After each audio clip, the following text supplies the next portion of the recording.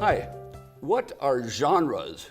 When you read, when you write, we are inundated with the idea of genre. What is that fancy word? What's it about? We're going to learn that today right here on Behind the Words TV. Hi, I'm your host, Paul Madsen, and founder of growmedia.com, and I am excited because today, right now, for this chapter of the episode, we are with Kathy Rygg. Kathy, good to see you. Hi, Paul. Thanks for having me. Hey, Kathy, what are genres? What does that mean? So, as you mentioned, a lot of people have heard the word genre, right? And typically they think of it as a category of book. So Okay. you could have mysteries, you could have romance, children's books, fiction, nonfiction, all kinds of different genres. Okay. So typically think of it as a category, but then you can have different categories within the category that's as well. True. Subcategories, subgenres, and subgenres. Right, Yeah. exactly. And in fact, anyone who's familiar with publishing on Amazon knows that when you do publish a book on Amazon, you can drill down and pick all different kinds of categories. Well, let me ask you, what is your genre? Good question, Paul. Thanks for asking. You never thought I'd ask. So my genre is middle grade fiction. Middle grade fiction. Yes, so books for kids. Books for kids. Like this one. Like this one. Yes, the Butter Brickle Bond. So, and middle grade, in case people don't know, typically is for kids between the ages of 9 and 12. I get a little bit more specific than that. I specifically write for 4th, 5th, and 6th graders. Okay, 4th, 5th, and 6th. So most of my characters are 12 years old in my books. Okay. And then within that, this particular book, The Butter Brickle Bond, is historical fiction. Most of my previous books have been what I call magical realism, Okay. which means they take place in this world. So they're mostly realistic, Okay, however, okay. there's an element of magic in them. Yes. Unlike fantasy, where fantasy takes place in a whole different world. Everything's usually. Yes. magic, yeah. And how many books have you written that are out So there? I have 8 published books. 8 published books. I Yes. don't know how you have the time, but you've been writing for a long time. Yes, I have. And you say some of the genres are this similar.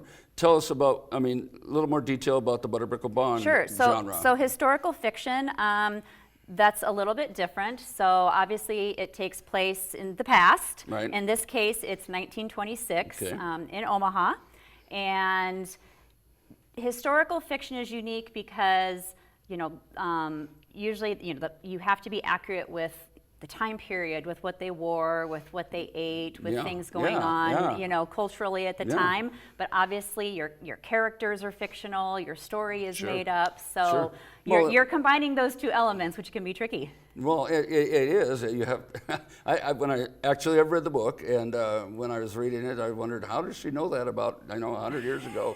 But it's based in Omaha, and it's based in buildings I've been in downtown. The Exchange Building, for instance. Yep. I love the scene where they go to a party in the ballroom upstairs on the top floor of Right. of that place, and because I've been to a party there. Right. And so this was really cool. Only 100 years later. Exactly. And same thing with the Blackstone Hotel, Yeah, oh, yeah. which has just recently reopened as a hotel. Well, So- yeah, and so that's really cool. And how else? You're a writer. Maybe there's other writers out there want to kind of learn how to research historical things, or tell us a little bit how that's done.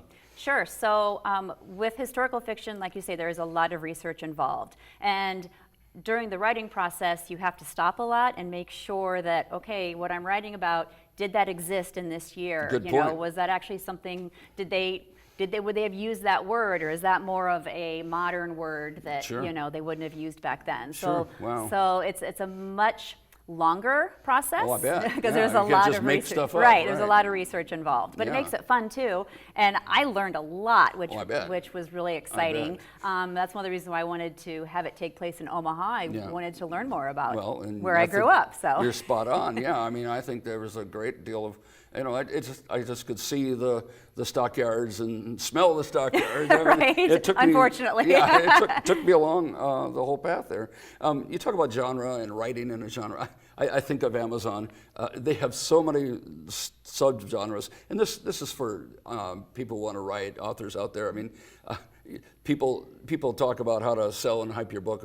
You could be an Amazon #1 bestseller. Well, they talk about that, but there's like 16 genres deep. I mean, for instance, I knew of a guy I had a book that's an Amazon bestseller. Sounds impressive, right? Well, he was the bestseller of, rural bicycle trails, rails to trails, and there's 3 other books in the genre. Right, But I'm a bestseller. Which actually, that's not a bad thing. And it's not. It's a good marketing ploy. It is. It's very good marketing. And, as you know, readers, when they find a genre they love, Right. then they want stick to, with it. they Absolutely. devour books in that genre. So, Any last pointers for writers who want to pick a genre? How do they do it? So usually it's easier to write in a genre that you enjoy reading as well. And that's Good one of the point. reasons why I chose historical fiction, because my favorite type of adult fiction books to read are historical fiction. Great advice from a great writer of a great book, Butter Brickle Bond, available on Amazon. And thank you, Kathy, for being here. Thank you, Paul.